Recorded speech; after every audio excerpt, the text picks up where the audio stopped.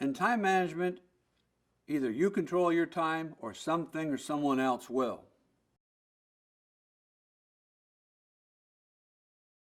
One easy way to keep track of your time is to have a calendar book. You need your mind for learning, not for keeping track of daily details.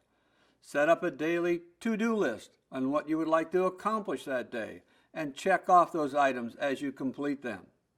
Reward yourself when you complete the items in your calendar book because you can see yourself making progress.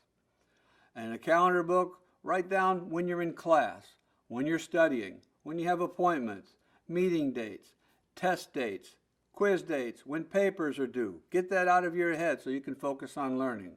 And then you always take your calendar book with you when you leave your room for school-related activities.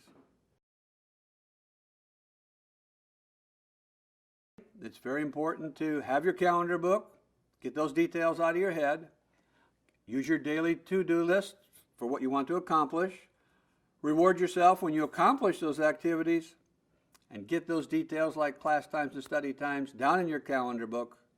Take it with you when you leave a room for any school activities.